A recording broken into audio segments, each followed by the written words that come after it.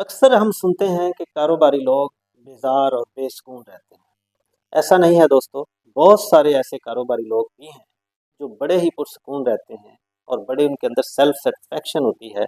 हाँ, ये बात ठीक है कि बहुत सारे कारोबारी लोग ऐसे भी हैं जो बेसुकून और बेजार रहते हैं। तो ऐसा क्या है कि जिसकी वजह से कुछ लोग तो बड़े ही पुरसुकून और कुछ बेसुकून होते हैं? वो कुछ फैक्टर्स हैं जो अभी हम यहाँ पे डिस्कस करेंगे। तो बेसुकून आप तब होते हैं जब आप कारोबार में इतना मसरूफ़ हो जाएं कि आप अल्लाह से दूर हो जाएं, आप अपनी फैमिली बच्चों से दूर हो जाएं। आप बेसुकून तब होते हैं जब आप मिलावट करते हैं।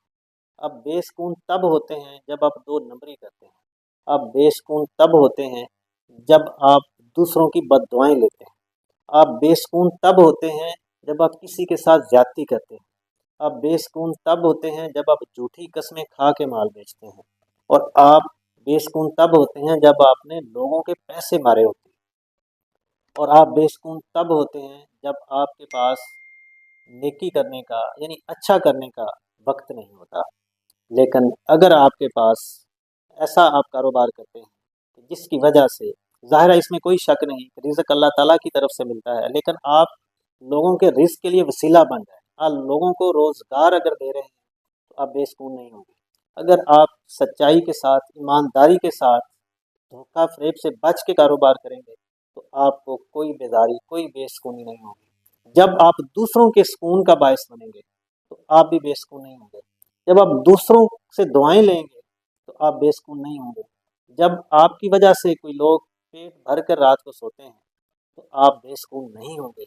जब आप अल्लाह से दूरी इख्तियार नहीं करते, आप अल्लाह की बारगाह में भी हाज़िर होते रहते हैं तो आप बेसुकून नहीं होंगे। जब आप दूसरों के लिए आसानियाँ पैदा करते हैं तो अल्लाह ताला की ज़ात आपके लिए आसानियाँ पैदा करती है, आपको पुरसुकून नींद देती है, आपको मेंटल सेटिस्फेक्शन देती है।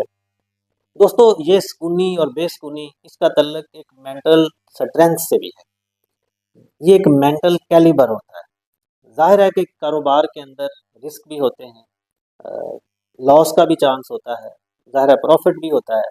तो आप उस डिफ़िकल्ट सिचुएशन के अंदर जब आपको कोई लॉस हो जाए या आपकी सेल्स कम हो जाएँ, आपके एक्सपेंसेस ज़्यादा हो जाएँ, तो फिर आपने उसको कैसे हैंडल करना है, कैसे बिहेव करना है, ये भी एक बहुत बड़ा फैक्टर है।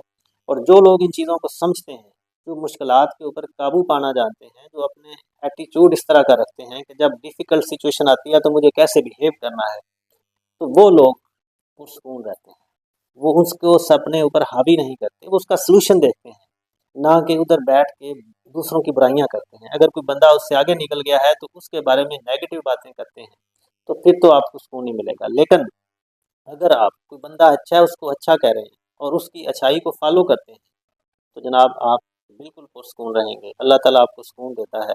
तो ये है उस सवाल का जवाब जो शुरू में मैंने आपसे कहा कि ऐसी राय कुछ लोगों को देखकर सारे लोगों के हवाले से नहीं बनाई जा सकती कि अगर एक बंदा बेसुकून है या एक बंदा बेजार है किसी काम के अंदर, तो ऐसा नहीं है कि उस काम के अंदर सारे लोग ही बेजार हैं, सारे ही बेसुकून हैं।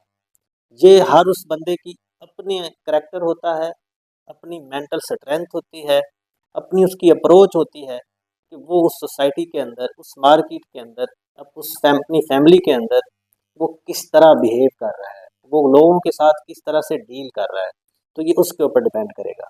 तो इसलिए ये कोई ऐसा फार्मूला नहीं है कि आप किसी 1-2 लोगों को या चंद लोगों को देखकर सारे लोगों के बारे में ऐसी ही राय कायम कर लें। Thank you very much.